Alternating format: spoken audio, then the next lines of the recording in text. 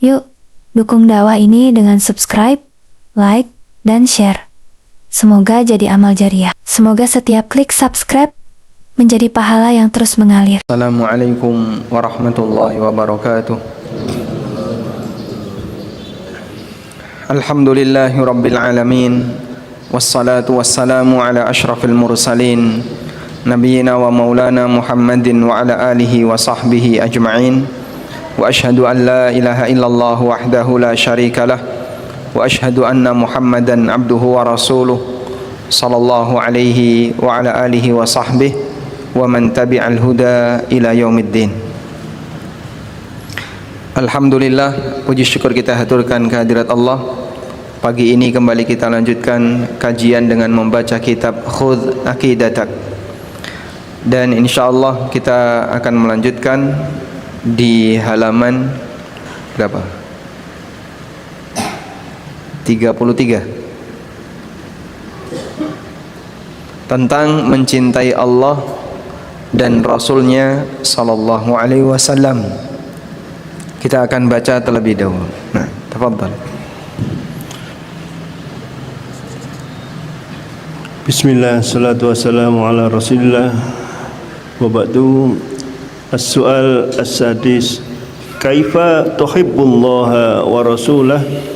Al-jawab, uhibbuhuma bi ta'atihima wa ittiba'i awamirihima. Qala ta'ala, qul in kuntum tuhibbunallaha fattabi'uni yuhibbukumullahu wa yaghfir lakum dhunubakum wallahu ghafurur rahim. Surah Ali Imran.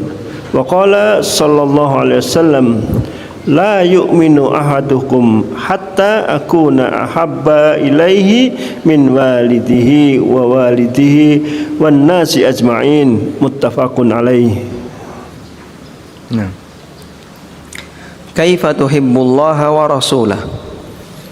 Bagaimana cara Anda mencintai Allah dan Rasulnya? Jawabannya, uhibbuhuma, aku mencintai Allah dan Rasulnya, bi ta'atihi, dengan mentaati Allah, bi ta'atihima, dengan mentaati Allah dan Rasulnya, wattiba'i awamirihi, mengikuti perintahnya. Hilang.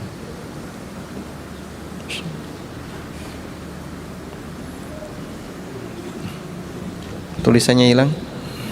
Hilang. Ya, tulisannya hilang. Qadarullah.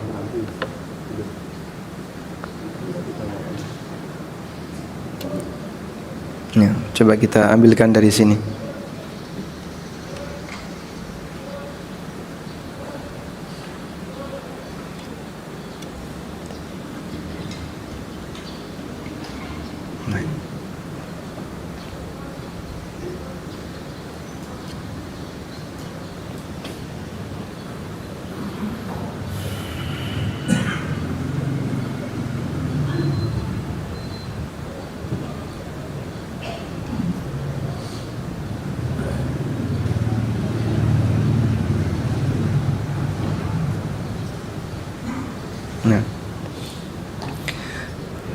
Aku mencintai Allah dan Rasulnya dengan mentaati keduanya dan mengikuti perintahnya. Qala ta'ala, Allah Ta'ala berfirman, qul in kuntum tuhibbunallaha fattabi'uni yuhibbukumullah wa yaghfir lakum dhunubakum wallahu ghafurur rahim. Katakanlah, kalau kalian mencintai Allah, maka ikutilah aku. Aku di sini siapa? Nabi Muhammad sallallahu alaihi wasallam. Yuhibbukumullah, niscaya Allah akan mencintai kalian. Wa yaghfir lakum dzunubakum, dan mengampuni dosa-dosa kalian. Wallahu ghafurur rahim, dan Allah Maha Pengampun lagi Maha Penyayang. Kemudian dalam hadis yang sahih, Rasulullah sallallahu alaihi wasallam bersabda, la yu'minu ahadukum hatta akuna ahabba ilaihi, kalian tidak akan beriman sampai aku menjadi orang yang paling dia cintai, min walidihi wa waladihi wan nasi ajma'in, dibandingkan orang tuanya, anaknya, dan semua umat manusia. Muttafaqun alaih, hadis riwayat Bukhari Muslim. Dua dalil ini mungkin sangat sering kita dengarkan, baik dalam ceramah maupun dalam rekaman-rekaman kajian atau yang lainnya, membahas tentang bagaimana konsekuensi ketika seseorang mencintai Allah dan Rasulnya Sallallahu Alaihi Wasallam. Dan di surat Ali Imran, Quran surat Ali Imran ayat 31, ayat yang tadi kita baca, Qul in kuntum tuhibbunallaha fattabi'uni yuhibbukumullah. Ayat ini disebut oleh para ulama sebagai ayat apa? Disebut dengan ayat ujian, mihnah. Disebut dengan ayatul mihnah, ayat ujian. Karena ayat ini mengajak orang untuk membuktikan pembenaran klaim dia. Qul in kuntum tuhibbunallah, katakanlah kalau kalian mencintai Allah. Sehingga di situ ada klaim, pengakuan, kemudian ada pembuktian, pengakuan, ada pembuktian, pengakuan, lalu ada balasan. Pengakuannya bentuknya apa? Mengaku mencintai Allah, mengaku cinta Allah. Bagaimana bentuk pembuktian ketika seseorang mengaku mencintai Allah? Pembuktiannya adalah dia harus ikut utusan Allah. Dia harus ikut utusan Allah. Karena mengikuti utusan sama dengan mengikuti yang mengutus. Apa balasannya? Dia dicintai Allah, dicintai Allah, dan diampuni dosanya. Yuhibbukumullah wa yaghfir lakum dzunubakum. Wallahu ghafurur rahim. Dalam satu ayat berisi tiga hal ini. Dan ini mengajarkan kepada kita bahwa kalau hanya sebatas klaim, semua orang bisa mengklaim. Karena kalau sebatas mengklaim itu diterima, semua orang bisa mengaku A, mengaku B. Karena itu klaim dan pengakuan harus dibuktikan. Selanjutnya, ada dua balasan yang diberikan oleh Allah Subhanahu wa taala bagi mereka yang membuktikan pengakuannya dengan mengikuti Rasulullah SAW. Balasan yang pertama adalah dicintai oleh Allah. Balasan yang kedua diampuni oleh Allah. Karena itu, yang lebih penting menurut Anda, mencintai atau dicintai? Mencintai atau dicintai? Mana yang lebih penting? Ya? Yang lebih penting itu mencintai atau dicintai? Dicintai. Kalau mencintai nggak penting? Penting. Tapi lebih penting dicintai. Kenapa lebih penting dicintai? Karena ketika seorang hamba sudah dicintai, sudah barang tentu dia mencintai. Nggak mungkin Allah mencintai yang membencinya.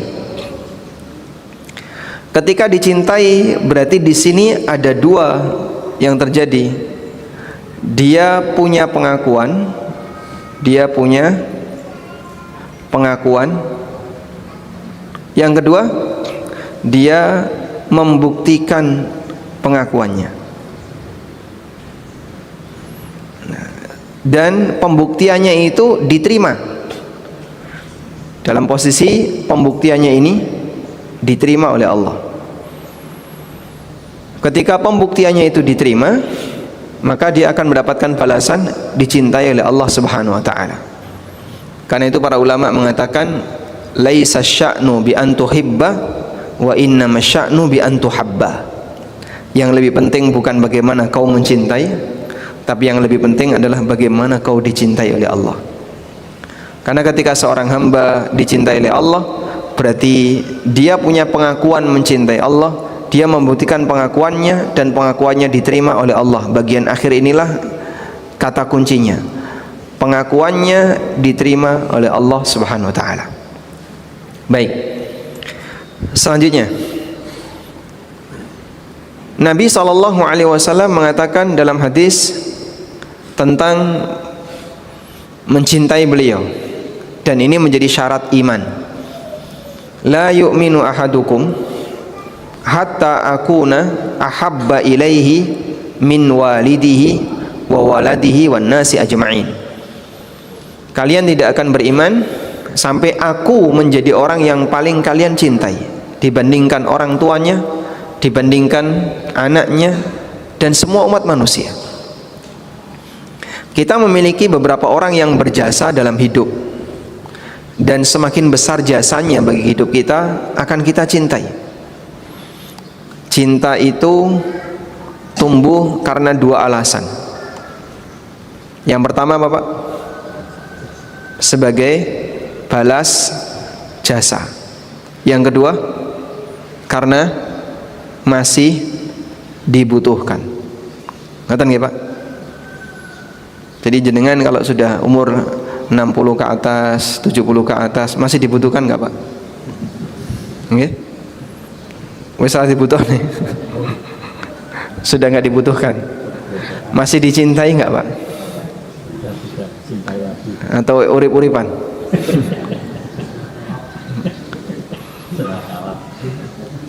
Sesuatu itu dicintai karena dia punya jasa, atau alasan yang kedua adalah karena kita masih membutuhkannya. Umumnya demikian. Maka kita punya urutan orang-orang yang kita cintai, dari mulai orang tua, kemudian anggota keluarga, istri, anak, lalu saudara, tetangga, kemudian siapa lagi? Orang-orang yang ada di sekitar kita, komunitas kita, teman dekat kita, dan seterusnya. Karena dua alasan ini.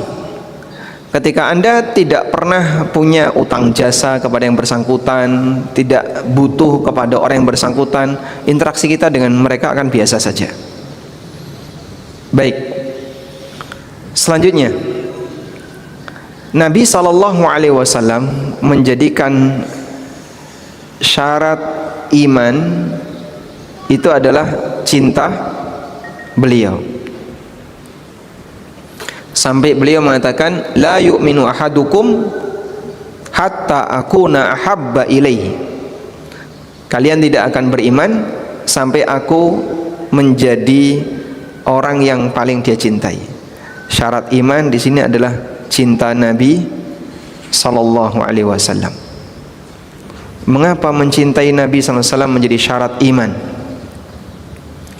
Karena beliau adalah manusia yang akhlaknya paling sempurna, dan beliau adalah manusia yang paling berjasa bagi semua umat manusia. Sehingga posisi beliau paling dibutuhkan oleh manusia. Dengan kesempurnaan akhlak yang beliau punya, dengan ajaran yang beliau punya, dan beliau berjasa bagi masyarakat dengan dakwah yang beliau sampaikan, hingga ajaran itu sampai di zaman kita. Maka mencintai Nabi SAW di situ karena dua alasan. Yang pertama, beliau adalah orang yang paling berjasa bagi siapa? Bagi semua manusia. Beliau orang yang berjasa bagi kita. Beliau orang yang paling berjasa bagi orang tua kita dan seluruh umat manusia.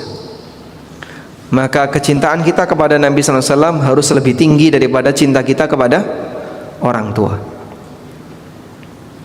Yang kedua, beliau yang paling sempurna akhlaknya dibandingkan yang lain, dan karena kesempurnaan itulah beliau bisa memberikan arahan kepada semuanya sehingga beliau dibutuhkan oleh semuanya. Baik, karena itu tingkatan cinta kepada beliau di antara manusia harus yang paling tinggi, mencintai Rasulullah sallallahu alaihi wasallam. Umar bin Khattab radhiyallahu anhu pernah mengatakan, "Ya Rasulullah, innaka la habbun nasi ilayya ghaira nafsi." Ya Rasulullah, Anda adalah orang yang paling aku cintai selain diriku. Apa kata Nabi SAW? Belum, wahai Umar. Kemudian Umar menata hatinya. Setelah itu beliau mengatakan, ya Rasulullah, sesungguhnya Anda, innaka la ahabbun nasi ilayya hatta nafsi. Sesungguhnya Anda adalah orang yang paling aku cintai, bahkan melebihi diriku sendiri. Maka andaikan dalam masalah pengorbanan, ketika seseorang diberi pilihan, ini ada ancaman yang mengancam Rasulullah SAW, mana yang kamu pilih? Membiarkan Nabi SAW mati tapi kau selamat, atau lebih baik kau mati namun Nabi SAW selamat? Maka Muslim harus milih yang kedua. Karena itu dulu para sahabat jadi tameng hidup bagi beliau. Pada saat kapan? Berbagai macam perang, sehingga mereka melindungi Rasulullah sallallahu alaihi wasallam. Ketika perang Uhud, pada saat pasukan musyrikin itu mengitari bukit Rumah, Jabal Ainain, kemudian menyerang kaum muslimin dari belakang, sehingga ada dua arah serangan kaum muslimin. Serangan yang terjadi pada kaum muslimin jadinya dua arah. Muslim, kemudian serangan dari pasukan Khalid, dan serangan dari pasukan musyrik sebelumnya. Akhirnya Nabi SAW beliau menyelamatkan diri dengan naik ke atas bukit Uhud. Lalu beliau memasuki sebuah celah namanya Syaqqul Mihras. Syaqqul Mihras. Di Syaqqul Mihras Rasulullah SAW sembunyi. Ada celah sempit. Celah sempit itu yang dipakai sembunyi oleh Rasulullah sallallahu alaihi wasallam. Dan para sahabat jadi tameng beliau di situ.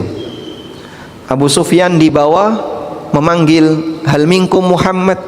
Apakah di tengah kalian ada Muhammad? Karena Nabi sallallahu alaihi wasallam sudah di atas, Abu Sufyan masih di bawah. Kemudian Nabi sallallahu alaihi wasallam berpesan, jangan kau jawab. Apakah ada di tengah kalian hal minkum Abu Bakar? Apakah di tengah kalian ada Abu Bakar? Jangan dijawab. Apakah di tengah kalian ada Ibnu Khattab? Jangan dijawab. Walaupun Umar sudah gatel mau jawab. Tapi perjuangan mereka ketika menjadi tameng hidup Rasulullah SAW, mereka lebih siap mati, yang penting menyelamatkan nyawa Rasulullah sallallahu alaihi wasallam, karena kecintaan para sahabat luar biasa kepada Nabi sallallahu alaihi wasallam, sehingga yang seperti ini tidak kita miliki. Maka hati kita dibandingkan hati para sahabat tidak bisa dibandingkan, ibarat langit dan bumi, bahkan bisa lebih jauh lagi. Taib. Selanjutnya, ketika Rasulullah sallallahu alaihi wasallam mengajarkan kepada kita agar menjadikan beliau sebagai manusia yang paling tertinggi untuk dicintai, maka konsekuensinya adalah mengikuti beliau sallallahu alaihi wasallam. Ada kaidah yang mengatakan innal muhibba liman yuhibbu muti'u. Sesungguhnya orang yang mencintai akan taat kepada yang dicintai. Ilustrasi, Pak ya. Ini ilustrasi. Si A meninggal dunia. Sebelum wafat, si A ini punya pesan tertulis. Di situ ada pesan tertulis. Si A berpesan, jangan diperingati kematiannya. Kematiannya jangan diperingati. Ini pesan si A. Dah. Kemudian anak-anaknya si A, setelah si A meninggal dunia, mereka beda pendapat. Ada anak-anak yang ikuti mazhab 1 dan ada anak-anak yang ikuti mazhab 2. Madzhab 1 ikut pesan si A. Madzhab 2 ikut budaya. Nah, anak-anaknya yang kedua ini bilang, kita harus memuliakan bapak, dan sebagai bentuk memuliakan bapak, maka pasca bapak mati harus kita kasih peringatan. Maka memperingati kematian bapak itu dalam rangka memuliakan bapak. Anak-anak dua bilang, oh enggak bisa, bapak itu pesan, enggak usah dikasih peringatan. Bapak sudah ngasih ajaran, jangan diperingati pasca beliau mati. Ya saya harus mengikuti pesan bapak. Anak yang kedua bilang, wah berarti kamu tidak memuliakan bapak. Carane masuk kaya buang kucing. Bentuk memuliakan orang yang meninggal ya harus dikasih peringatan. Baik, terjadilah perbedaan pendapat antara kelompok anak 1 dan kelompok anak 2. Kalau Anda sebagai orang netral yang berkebangsaan NKRI, tidak memiliki mazhab apapun, lalu diminta untuk menilai, sudah nilai saja berdasarkan pendekatan logika dan perasaan, nggak usah pakai agama, nilai saja pakai pendekatan logika dan perasaan, agamanya ditaruh di sebelahnya dulu ya. Kira-kira antara anak 1 dan anak 2 mana yang lebih berbakti? Anak 1 karena sudah ngaji ya. Menurut Anda antara anak 1 dan anak 2 mana yang lebih berbakti? Yang mana Pak? Anak 1 pesen, anak 1 ngikuti pesennya orang tua, anak 2 ngikuti perasaan dia. Perasaan dia, namanya orang mati ya diperingati, itu sebagai bentuk memuliakan orang mati. Dikasih peringatan apa sebagaimana yang Anda kenal ya. Menurut Anda yang lebih berbakti yang mana? Anak 1 atau anak 2? Baik, kita tanyakan ke pemirsa ya. Silahkan tulis di kolom komentar. Anda yang berhasil memberikan kolom komentar terbaik, insya Allah boleh nonton video ini. Jadinya gimana ini? Kalau kita punya standar bahwa menghormati itu dengan mengikuti ajaran, maka kita akan sepakat dengan pesan anak 1. Mengikuti pesan orang tua, mengikuti apa yang disampaikan oleh orang tua, ini bagian dari bentuk berbakti kepada orang tua. Sehingga menjalankan wasiat orang tua adalah berbakti kepada orang tua pasca kematiannya. Tapi kalau orang main perasaan, dia main perasaan, mungkin yang kedua ini dianggap lebih menghormati menurut perasaan. Cuman kan kita punya perasaan yang berbeda. Baik, sekarang kita beralih kepada sosok Nabi Sallallahu Alaihi Wasallam. Nabi Sallallahu Alaihi Wasallam, beliau melarang kuburannya dijadikan masjid, dan beliau pernah menegaskan berkali-kali dalam suasana sakit beliau menjelang kematian, dan itu jadi pesan beliau. Beliau juga melarang kuburannya dijadikan sebagai tempat perayaan, dijadikan sebagai Id. Materi ini sudah pernah kita bahas. Kuburan jadi tempat perayaan itu contohnya apa sih Pak? Ya contohnya kuburannya Husain, tanah Karbala itu dirayakan setiap setahun sekali. Tanggal 10 Muharram itu puncaknya, sehingga ada momentum kegiatan tertentu 10 Muharram, puncaknya perayaan itu. Kemudian di beberapa kuburan-kuburan yang lain juga punya perayaan dengan tanggal yang beragam. Maka di negara yang mereka punya banyak kuburan keramat dan itu resmi dijadikan sebagai agenda negara, nanti banyak liburnya Pak. Tanggal merah perayaan ini, tanggal merah perayaan ini, tanggal merah ini. Betul Pak ya? Pulau mana di Indonesia yang paling banyak liburnya? Nah, Anda tahu kan? Bali Pak. Saking banyaknya perayaan di sana Pak. Karena itu resmi provinsi, akhirnya yang sekolah pun libur. dan teman-teman kantor ya seneng. Baik, Nabi SAW beliau punya ajaran tidak ada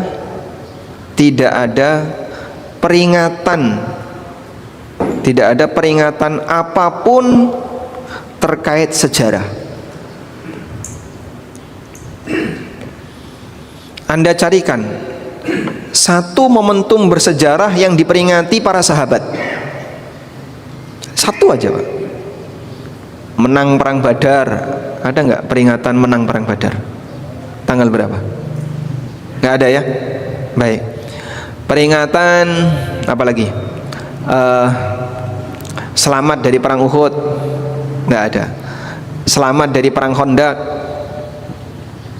Menang Fathu Mekah. Menang perang Dzatur Riqa.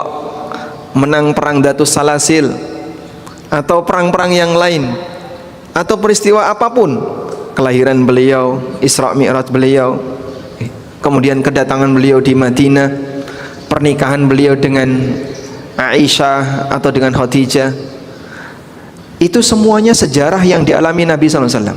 Sehingga kalau kita lihat dalam sirah Nabawi ada banyak momentum-momentum penting, tanggal sekian, tanggal sekian, tanggal sekian, bahkan tanggalnya ada.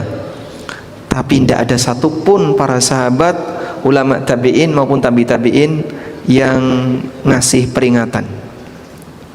Pak, kalau Idul Fitri dan Idul Adha, Idul Fitri dan Idul Adha, ini peringatan apa, Pak? Peringatan apa, Pak? Ya? Ada enggak momentum sejarah yang bersejarah di zaman Nabi SAW terjadi tanggal 1 Syawal, sehingga kemudian 1 Syawal diperingatkan jadi hari raya Idul Fitri? Ada? Tidak ada. 10 Dzulhijjah itu momentum peristiwa apa? Tidak ada. Sehingga hari raya kaum muslimin tidak ada latar belakang karena peringatan sejarah. Hari raya kaum muslimin tidak ada latar belakang karena memperingati momentum bersejarah. Sehingga hari raya kaum muslimin murni karena bimbingan dari Allah Subhanahu wa taala. Allah tetapkan hari itu sebagai hari raya, maka kita ngikuti berhari raya sebagaimana yang Allah tetapkan. Karena itu pada waktu Nabi SAW datang ke kota Madinah, beliau melihat masyarakat Madinah sudah punya hari raya. Lalu beliau mengatakan, qadimtu alaikum wa fikum yaumani tal'abuna fihima. Aku mendatangi kalian dalam posisi kalian punya 2 hari raya yang kalian gunakan untuk main-main, yaitu berhari raya. Wa qad abdalakumullah khairam minhuma, dan Allah telah memberikan ganti kepada kalian yang lebih baik daripada 2 hari raya ini, yaitu Idul Fitri dan Idul Adha. Jadi masyarakat Madinah sudah punya 2 hari raya, namanya Nairuz dan Mihrajan. Setelah Nabi SAW datang, Nairuz dan Mihrajan ditinggalkan, digantikan Idul Fitri dan Idul Adha. Baik. Kemudian ada orang yang dengan perasaannya, mosok lewat makam Rasulullah SAW kok tidak melakukan apa-apa? Lah maunya gimana? Ya nek iso sujud gitu. Boleh nggak kayak gitu? Sehingga saat ziarah sujud ke makam Nabi SAW, boleh nggak? Tak boleh. Beliau melarang makam beliau dijadikan sebagai masjid. Masjid salah satu maknanya adalah disujudi. Terus gimana? Cukup sampaikan salam. Walaupun mungkin perasaan orang, ya saya ingin sujud kepada beliau sebagai bentuk penghormatan beliau. Penghormatan kita kepada manusia bukan dengan sujud, tapi dengan doa. Maka kita diajarkan, kalau kau mau mendoakan, kalau mau menghormati Nabi SAW, doakan beliau dengan cara memperbanyak salawat dan salam untuk beliau. Dan bagi mereka yang bisa datang ke tanah suci atau ke tanah Madinah, silahkan ziarah ke makam beliau. Cukup ucapkan assalamu alayka ayyuhan nabi wa rahmatullah wa barakatuh. Baik.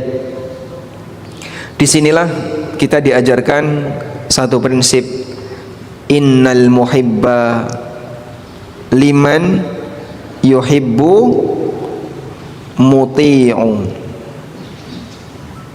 Sesungguhnya orang yang mencintai akan mentaati orang yang dia cintai. Innal muhibba liman yuhibbu muti'u. Sesungguhnya orang yang mencintai akan mentaati orang yang dia cintai, dan taat itu kepada ajaran. Baik, bagaimana kalau misalnya ada orang tua tapi beliau punya pesan yang salah? Misalnya orang tua berwasiat, engkau nih aku mati, tolong jenazah saya dibakar. Habis dibakar, abunya ditaruh di bawah pohon, terus dikasih sajen. Pesan ini boleh dilakukan nggak? Kenapa tidak? Karena menyalahi aturan. Kalau saya mati, kamu harus makamkan saya di bawah laut. Nanti dikasih pemberat, cemplungkan ke laut. Dan aneh-aneh, ada sebagian orang yang pesan A, pesan B, pesan C sebelum mati. Wes tahun Arab mati wae serasa aneh-aneh. Nah, kalau ada pesan yang nggak benar seperti ini, termasuk warisannya harus dibagi rata, anak lanang, anak wedok podo. Ini pesan dari bapak, boleh nggak dilaksanakan? Tidak boleh, karena melaksanakan pesan maksiat menyempurnakan dosa maksiat. Ketika itu baru jadi pesan, berarti belum terlaksana. Ketika dilaksanakan oleh anaknya, maka menyempurnakan dosa bapaknya. Terus gimana Pak kalau pesannya ini salah? Ketika ortu memberikan pesan yang salah, maka sikap anak adalah yang pertama, memohonkan ampunan untuk ortu, sehingga wasiat yang menyimpang bertentangan dengan Al-Quran maupun hadis yang sahih, anak tahu kalau itu menyimpang, doakan agar ortu diampuni oleh Allah Subhanahu wa ta'ala. Mungkin karena ketidaktahuannya sehingga ortu memberikan pesan seperti itu. Yang kedua, jangan ditunaikan, tapi ganti dengan yang lebih baik. Ganti dengan yang lebih baik. Jadi misalnya bapak dulu itu punya nadar, ya, tapi belum tersampaikan, belum tertunaikan. Nah ini bapak mau mati, pesan sama kalian, tolong nanti nadar bapak ditunaikan. Napa Pak nadare Pak? Bapak riyen bapak dhisik pengen larung kepala kerbau. Gimana itu kira? Ya nggak boleh ditunaikan. Setelah bapaknya mati, maka silahkan berkorban atas nama bapak. Atau bapak pengen sajen, pengen mendem sedekah bumi dan seterusnya. Intinya pesan yang isinya maksiat tidak boleh ditunaikan. Baik. Selanjutnya, berbicara tentang mencintai Allah dan Rasulnya. Di antara keutamaannya, orang itu akan dikumpulkan bersama yang dicintai. Anas bin Malik bercerita, hadis ini mungkin sudah sering Anda dengar ya, tapi selengkapnya redaksinya kayak ini. Ada orang yang bertanya kepada Rasulullah SAW tentang kapan kiamat. Maka Nabi SAW tanya kepada orang itu, "Mada a'datta laha?" Apa yang sudah kau persiapkan? La syai'a. Kemudian orang ini mengatakan, aku enggak punya persiapan apapun, illa anni uhibbullaha wa rasulah sallallahu alaihi wasallam. Aku tidak punya persiapan apapun selain aku mencintai Allah dan Rasulnya sallallahu alaihi wasallam. Faqala, lalu Nabi SAW mengatakan, anta ma'an man ahbabta. Engkau akan dikumpulkan bersama orang yang kau cintai. Kata Anas, mendengar jawaban ini, Anas bin Malik mengatakan, fama farihna bi syai'in farahana bi qaulin Nabi sallallahu alaihi wasallam. Belum pernah kami merasa gembira melebihi kegembiraan kami ketika mendengarkan Nabi SAW bersabda, anta ma'aman ahbabta, kau akan dikumpulkan bersama orang yang kau cintai. Qala Anas, kata Anas, fa ana uhibbun nabiyya sallallahu alaihi wasallam, aku mencintai Nabi sallallahu alaihi wasallam, mencintai Abu Bakar, mencintai Umar. Wa arju an akuna ma'ahum bi hubbi iyahum, dan aku berharap bisa membersamai mereka, bisa membersamai Nabi sallallahu alaihi wasallam, Abu Bakar dan Umar, karena cintaku kepada mereka. Wa illam a'mal bimithli a'malihim, meskipun aku tidak bisa beramal seperti amal mereka. Modal cinta semoga bisa menyusul orang yang kita cintai. Anta ma'aman ahbabta, engkau akan dikumpulkan bersama orang yang kau cintai. I love gupi. Ada orang pakai kaos, saya mencintai ikan gupi. Berarti gimana itu? Kumpul karo gupi. Baik. Hadis riwayat Bukhari Muslim. Selanjutnya dari Umar bin Khattab radhiyallahu anhu, ada orang di zaman Nabi SAW namanya Abdullah. Dia diberi julukan Himar dan suka menghibur Rasulullah SAW, membuat Nabi SAW tertawa. Dan Nabi SAW mencambuk beliau karena minum khamar dan sering mabuk, kemudian dihukum, dicambuk. Fa'utiya bihi yauman, hingga satu hari dia ditangkap dalam kondisi minum khamar. Akhirnya dicambuk oleh Nabi sallallahu alaihi wasallam. Faqala rajulun minal qaum, tiba-tiba ada orang yang komentar, Allahumma al'anhu ma aktsara ma yu'ta bihi, terkutuk kamu, semoga laknat Allah untukmu, betapa seringnya kau dihukum karena minum khamr. Bolak-balik wingi wis dicambuk, sekarang cambuk lagi karena minum khamr. Faqala an-nabiy sallallahu alaihi wasallam, lalu Nabi SAW membelanya, la tal'anu, jangan kau melaknatnya. Fa wallahi ma alimtu innahu yuhibbullaha wa rasulah, demi Allah aku tahu orang ini mencintai Allah dan Rasulnya. Hadis riwayat Bukhari. Maka bisa jadi ada tukang maksiat tapi hatinya mencintai Rasulullah sallallahu alaihi wasallam. Dan ini jaminan dari Nabi sallallahu alaihi wasallam. Kita tidak punya legalitas seperti ini, karena tidak ada wahyu yang bisa menjelaskan status kita ini apa. Apakah kita termasuk orang yang mencintai Allah dan Rasulnya sallallahu alaihi wasallam ataukah belum?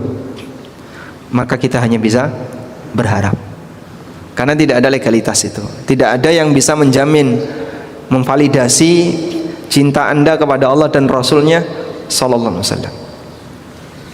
Satu doa yang mungkin Bapak Ibu rutinkan, Allahumma inna nas'aluka hubbaka wa hubba man yuhibbuka wal amala alladhi yuballighu hubbak. Allahumma inna nas'aluka hubbaka wa hubba man yuhibbuka wal amala alladhi yuballighu hubbak. Ya Allah, kami minta kepadamu cintamu dan cintanya orang yang mencintaimu, dan amalan yang bisa mengantarkan kami untuk mendapatkan cintamu. Dalam situasi ketika kita tidak bisa memastikan, maka didukung dengan doa. Sebagaimana kita tidak bisa memastikan apakah amal kita diterima, maka kita dukung dengan doa. Allahumma taqabbal minna innaka antas samiul alim. Baik.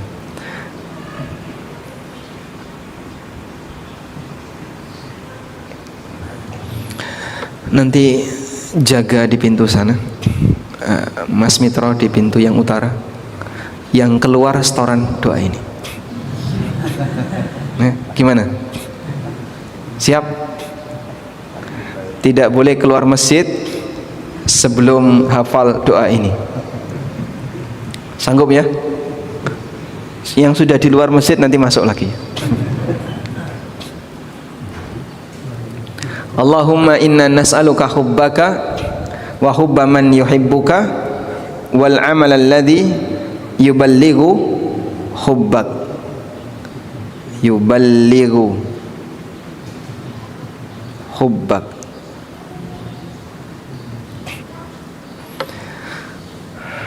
Selanjutnya, untuk bisa mengetahui apakah Allah mencintai kita atau tidak, ada dua keadaan. Yang pertama, yang sudah mendapatkan validitas dari Nabi SAW, dari dalil, maka kita bisa pastikan orang ini mencintai Allah dan Rasulnya, seperti sahabat yang tadi kita sebutkan, atau sahabat yang dijamin masuk surga. Yang kedua, untuk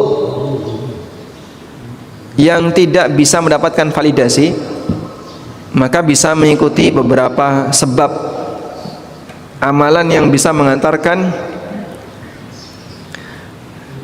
cintanya Allah Subhanahu wa taala. Alamatun wa asbabu mahabbatillah, tanda dan sebab untuk bisa mendapatkan cinta Allah. Pertama, mengikuti petunjuk Nabi sallallahu alaihi wasallam, sebagaimana ayat yang tadi kita baca, qul in kuntum tuhibbunallah fattabi'uni yuhibbukumullah wa yaghfir lakum dzunubakum.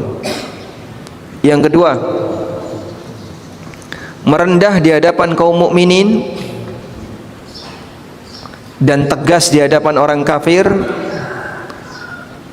menjalankan jihad fi sabilillah dan tidak takut komentar orang. Tidak takut kecuali hanya kepada Allah. Tidak takut komentar orang. Ini disebutkan oleh Allah di surat Al-Maidah ayat 54. Ya ayyuhalladzina amanu may yartadda minkum an dini. Wahai orang yang beriman, siapapun di antara kalian yang murtad, fasaufa ya'tillah, maka Allah akan datangkan biqaumin, sekelompok kaum, yuhibbuhum wa yuhibbuna, yang Allah mencintai mereka dan mereka mencintai Allah. Allah mencintai mereka dan mereka mencintai Allah. Bagaimana sifat orang yang mencintai Allah dan dicintai oleh Allah ini? Adzillatin 'alal mu'minin. Di depan kaum mukminin mereka lemah lembut, mereka nunduk.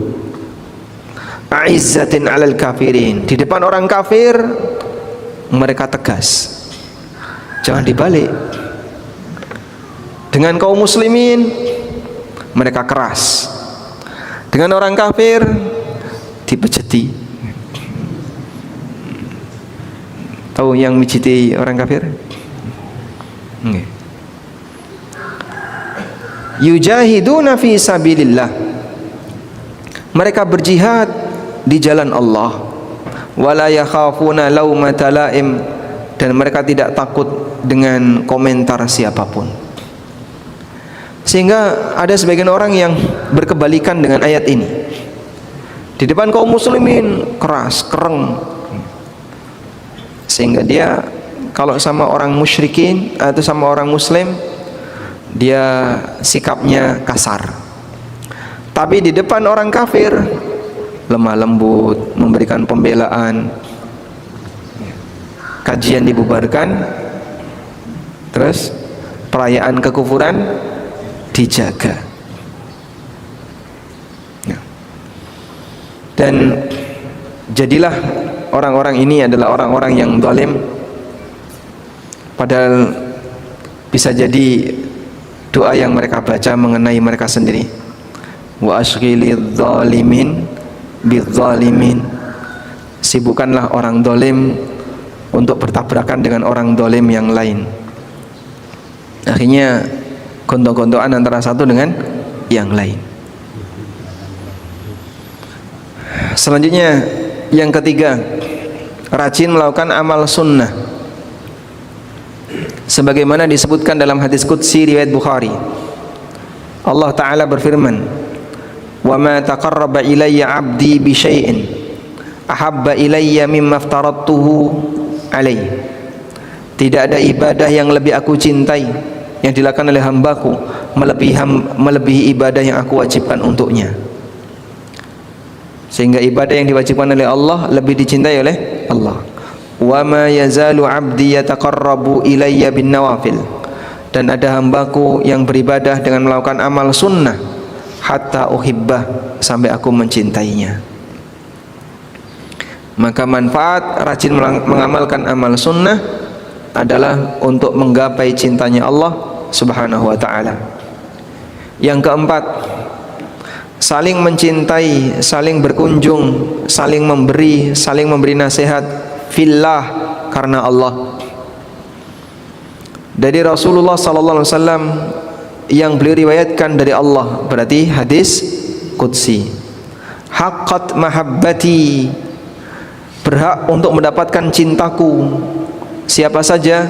Lil mutahabbaini fiyya, orang yang saling mencintai karena aku.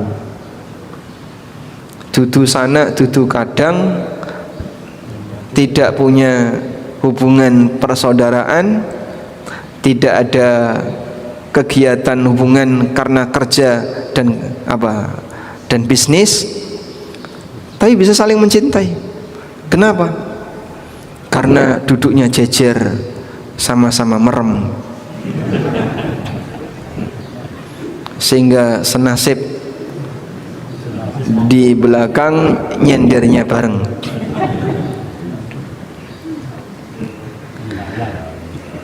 Wa haqqat mahabbati lil mutawasilina fiyya, berhak untuk mendapatkan cintaku orang yang menyambung hubungan karena aku, sehingga dia saling berkunjung. Kenapa? Teman kajian saling berkunjung. Oh, ini dulu teman umroh, ini dulu teman haji, ini dulu teman ini, teman ini, teman ini. Saling mencintai karena Allah. Wa haqqat mahabbati lil mutazawirina fiyya, dan berhak mendapatkan cintaku bagi orang yang saling ziarah karenaku. Saling ziarah, saling berkunjung. Kalau al mutawasilin, saling menyambung hubungan. Ini bisa dibaca mutawasilain, bisa dibaca mutawasilin. Wa haqqat mahabbati, dan berhak mendapatkan cintaku lil mutabadilaini fiyya, orang yang saling memberi karenaku. Sehingga satu sama lain saling mendukung. Bapak kitabnya enggak punya, Pak? Saya belum sempat beli. Wih, nganggo nggonku wae, Pak. Engko aku tak tuku meneh. Ya. Sehingga dia ngasih kitab untuk kajian, dia ngasih sesuatu kepada temannya. Hadis riwayat Ahmad dan disebutkan dalam Sahih At-Targhib wa Tarhib. Selanjutnya, yang kelima, di antara orang yang mendapatkan cintanya Allah adalah manusia yang diuji oleh Allah. Musibah, bala adalah ujian bagi hamba, dan ini tanda cintanya Allah kepada hamba. Statusnya seperti obat, walaupun rasanya pahit, namun pahitnya ini diberikan oleh Allah bagi orang yang Allah cintai. Sebagaimana obat kita berikan kepada orang yang kita cintai. Maka anak kita sakit, kita kasih apa? Es krim, atau dikasih es teh. Anaknya batuk pilek demam, dah, yang satu paracetamol, yang satu es krim. Mana yang kita kasihkan ke anak? Nggih? Aim bos. Kok aim bos? Yang dikasihkan yang mana? Kita kasih obat yang pahit bagi dia, walaupun dia nggak suka, tapi ini bermanfaat bagi dia. Karena itu Nabi SAW mengatakan. Jadi beliau membuat permisalan di sini bahwa musibah itu seperti obat, rasanya pahit tapi bisa menghilangkan penyakit. Nabi SAW bersabda, "Inna idhamal jaza min idhamil bala." Besar kecilnya balasan berbanding lurus dengan besarnya ujian. Wa innallaha azza wa jalla idza ahabba qauman ibtalahum. Dan ketika Allah mencintai seorang hamba, maka Allah akan menguji mereka. Siapa yang ridha, maka dia mendapatkan ridhonya Allah, dan siapa yang emosi, dia mendapatkan emosinya Allah. Dia mendapatkan murkanya Allah. Hadis riwayat Tirmidzi dan Ibnu Majah. Dan ketika seseorang mendapatkan ujian, bisa jadi lebih baik bagi seorang mukmin dibandingkan ketika hukumannya disimpan sampai akhirat. Karena dengan adanya ujian yang dialami oleh seorang mukmin akan menghapus dosanya dan mengangkat derajatnya. Rasulullah sallallahu alaihi wasallam bersabda, "Idza aradallahu bi'abdinil khaira." Kalau Allah menghendaki kebaikan bagi hambanya, ajjalalahul uqubah. Allah segerakan hukuman untuknya fid dunya, ketika di dunia. Disegerakan hukumnya di dunia dalam bentuk apa? Musibah. Baik sakit badan maupun sakit batin, sehingga kita diuji oleh Allah lahir batin. Wis lara awake, lara atine, mana yang lebih lara? Pikiran. Sakit hati sama sakit badan, lebih sakit mana? Sakit hati ya, karena kan liver ya, atau jantung. Wa idza aradallahu bi'abdihi syarra. Dan apabila Allah Ta'ala menghendaki keburukan bagi hambanya, masaka anhu bidambihi, Allah biarkan dia bersama dosanya, hatta yuwafiyahu yaumal qiyamah, sampai Allah penuhi balasannya besok di hari kiamat. Dan para ulama mengatakan, orang yang hukumannya ditunda oleh Allah sampai kiamat, itu adalah orang munafik. Karena disebutkan dalam hadis yang lain riwayat Bukhari, permisalan antara mukmin dan munafik. Mukmin itu seperti pohon padi. Ya, bukan padi ya, di zaman Nabi SAW nggak ada padi. Seperti pohon gandum. Sedangkan munafik, beliau menyebut seperti pohon apa ini? Cemara yang berada di gunung-gunung. Baik. Beliau sebutkan seperti pohon gandum. Ketika angin datang, pohon sejenis padi dan gandum, gimana Pak kondisinya? Goyang Pak. Sehingga saat angin datang mereka goyang. Tapi kalau cemara, saat angin datang tetap berdiri kokoh. Angin datang pertama angin kecil, pohon gandum, pohon padi udah goyang. Angin kecil untuk pohon cemara tidak menggoyangkan, pohon cemara tetap tegak. Sampai ketika Allah datangkan angin besar, pohon cemara ini jungkat. Nah, itu maksudnya angin ini ujian dan musibah. Angin ini seperti ujian dan musibah. Bagi mukmin, ujian dan musibah selalu menerpa dirinya, mengenai dirinya. Bagi orang munafik, dia diselamatkan oleh Allah dari musibah-musibah tadi, dibiarkan hidup di dunia dengan tenggelam maneka maksiat sampai datang adab paling besar, jungkat. Jungkat tuh bahasa Indonesianya apa? Rungkat, tumbang ya. Kemudian sampai seakar-akarnya hilang. Tapi padi akarnya tidak sampai tumbang, akarnya tidak sampai rungkat, disebabkan karena angin tadi. Karena itu saat kita mengalami ujian berupa musibah, sejatinya ini adalah azab yang diberikan oleh Allah untuk dosa yang kita lakukan, bisa jadi kafarah untuk kesalahan yang kita kerjakan. Kemudian di antara manfaat yang besar ketika orang mendapatkan cintanya Allah, yang pertama, dia akan dicintai oleh masyarakat dan diterima oleh masyarakat, diterima oleh penduduk bumi. Nabi SAW bersabda, Innallaha idza ahabba 'abdan, ketika Allah mencintai seorang hamba, da'a Jibrilah, Allah memanggil Jibril. Faqala, lalu Allah berfirman, hei Jibril, inni uhibbu fulanan, sesungguhnya aku mencintai si A, fa'ahibbahu, maka cintailah si A. Fayuhibbuhu Jibril, maka si A tadi dicintai oleh Jibril. Tsumma yunadi fis sama, kemudian Jibril memanggil para penghuni langit.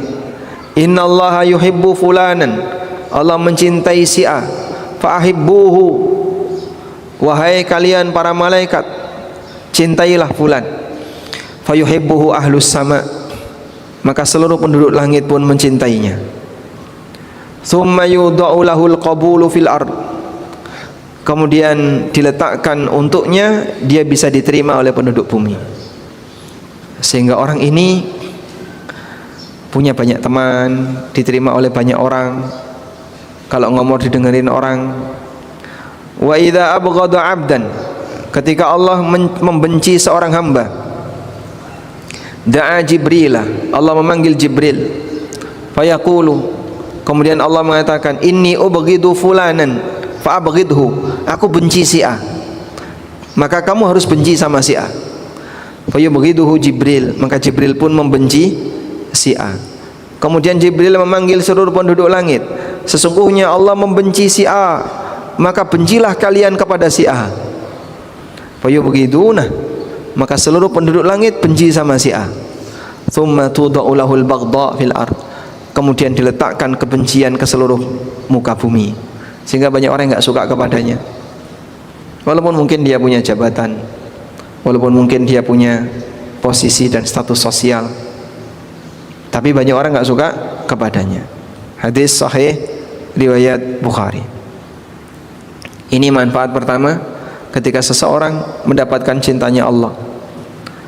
Kemudian yang kedua yang disebutkan dalam hadis qudsi berikut ini, Nabi SAW mengatakan, wa ma yazalu abdi yataqarrabu ilayya bin nawafil, ada hambaku yang selalu melakukan amal sunnah hatta uhibbah, sampai aku mencintainya. Fa idza ahbabtuhu, hingga ketika aku mencintainya, kuntu sam'ahu alladhi yasma'u bihi wa basarahu alladhi yubsiru bihi, maka aku akan membimbing pendengarannya yang dia gunakan untuk mendengar, aku bimbing pandangan matanya yang dia gunakan untuk melihat, aku bimbing tangannya yang dia gunakan untuk memegang, aku bimbing kakinya yang dia gunakan untuk berjalan.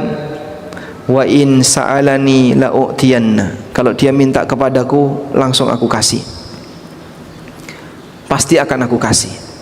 Wa wala in ista'adzani, kalau dia berlindung kepadaku la'u'idzanna, aku akan melindungi dia. Wa ma taraddadtu an syai'in ana fa'iluhu, tidak ada perbuatan yang membuatku ragu untuk melakukannya. Taraddudi an nafsil mu'min yakrahul mauta, melebihi keraguanku terhadap jiwa seorang mukmin yang dia belum ingin untuk mati. Wa ana akrahu masa'atah, sementara aku enggak ingin untuk menyikapi buruk kepadanya. Allah menghargai iman para hamba, ya, sehingga orang mukmin disayang oleh Allah Subhanahu wa taala. Allahumma inna nas'aluka hubbak wa hubba man yuhibbuk wal amal alladhi yuballighu hubbak. Wa sallallahu ala nabiyyina Muhammadin wa ala alihi wa sahbihi wa sallam. Jazakallahu khairan Ustaz atas kajian di pagi hari ini. Ada beberapa pertanyaan. Yang pertama, bila mempunyai kesalahan kepada orang lain, bolehkah meminta maafnya nunggu pada saat lebaran saja agar tidak canggung? Bila kita memiliki kesalahan kepada orang lain, apakah boleh minta maafnya nunggu lebaran? Karena kalau sebelum lebaran canggung, mana yang lebih berat, minta maaf atau memaafkan? Yang lebih berat yang mana? Minta maaf atau memaafkan? Minta maaf. Bagi orang yang dia sadar akan kesalahannya, bentuk tawadhu adalah minta maaf. Karena ketika dia tidak mau mengakui kesalahan, itu bagian dari kesombongan. Iblis itu jelas salah, karena dia tidak mau tunduk kepada perintah Allah. Tapi saat ditanya oleh Allah, dia nggak ngaku salah. Allah tanya, ma mana'aka antas juda id amartu. Apa yang menghalangimu untuk sujud ketika aku perintahkan kamu?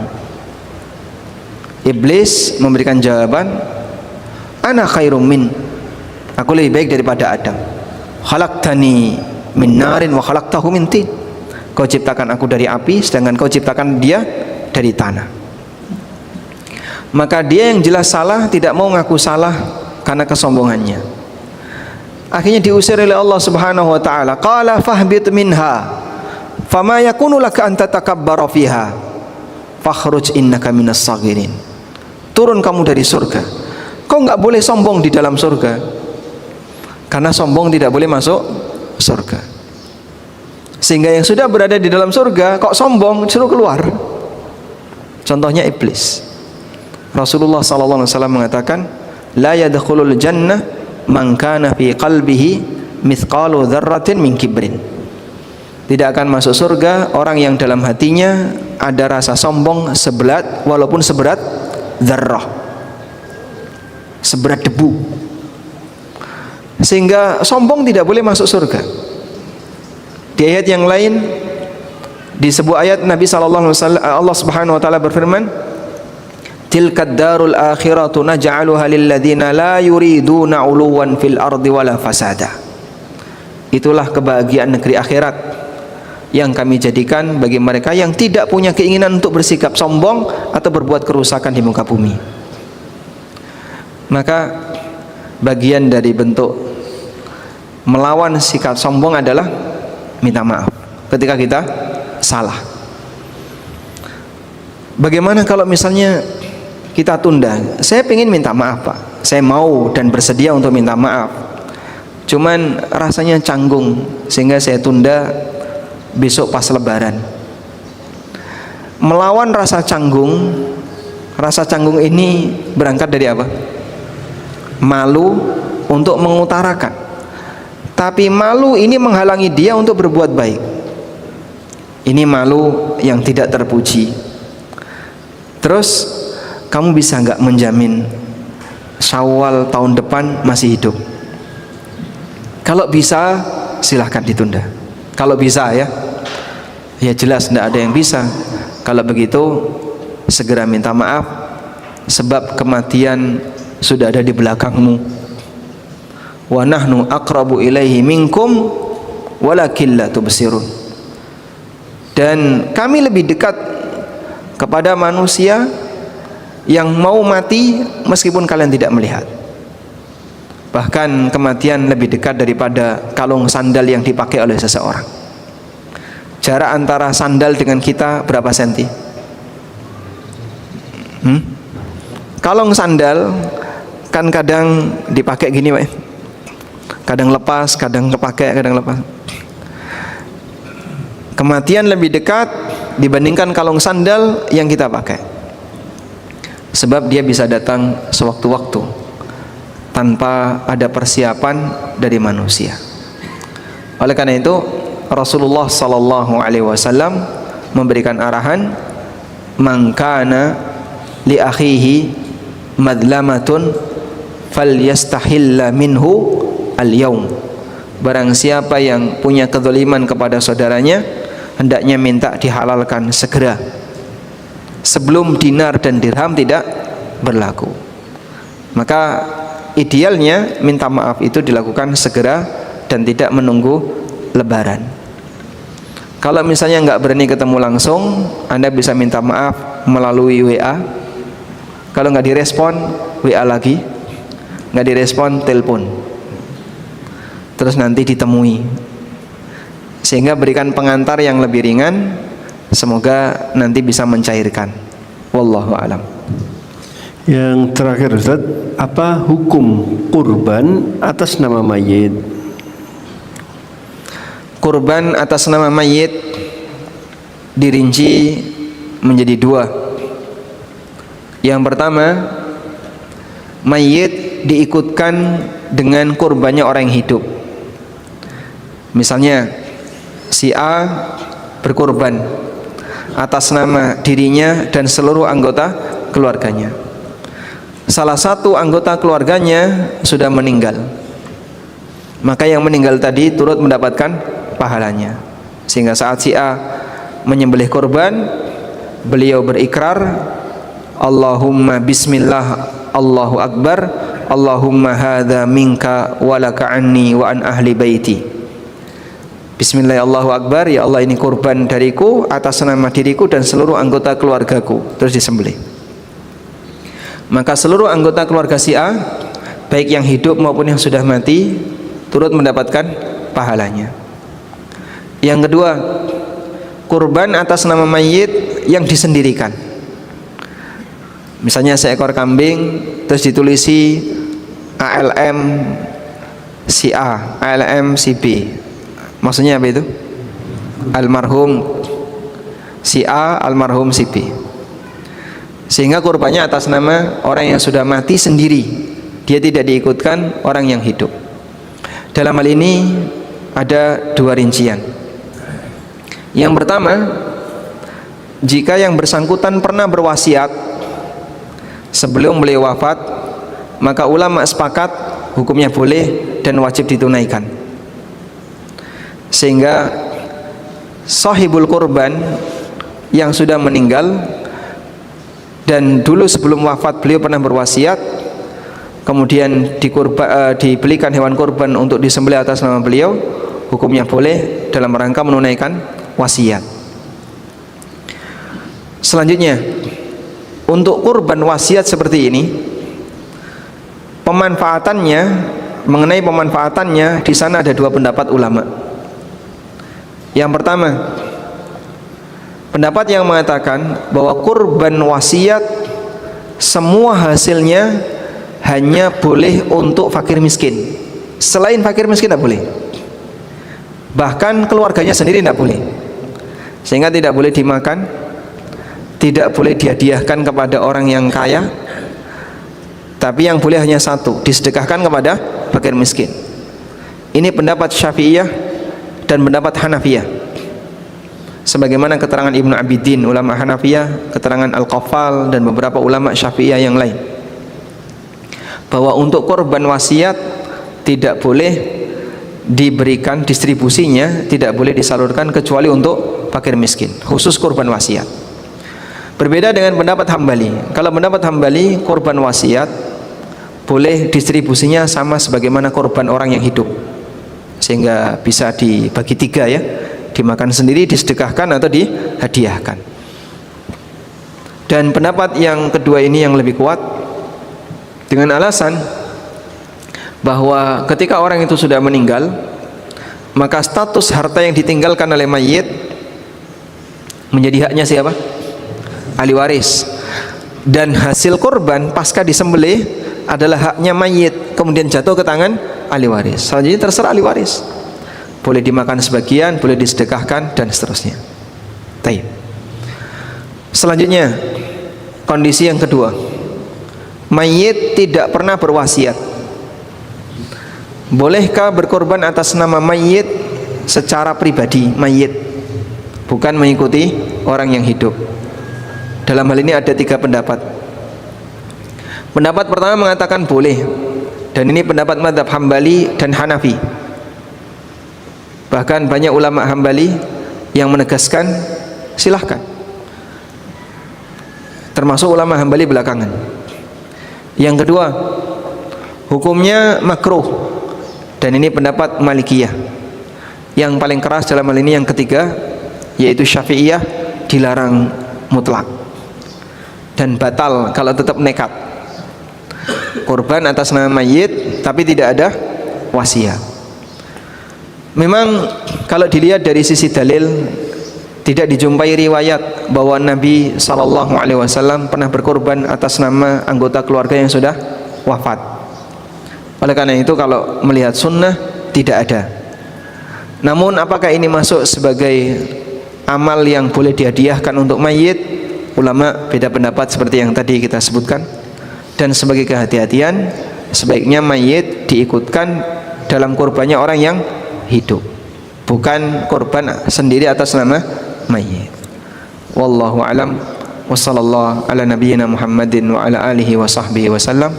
Wa akhiru da'wana alhamdulillahi rabbil alamin. Wassalamualaikum warahmatullahi wabarakatuh. Waalaikumsalam. Semoga Allah menerima amal kita, mengampuni dosa kita, dan menjaga kita dalam keimanan. Amin.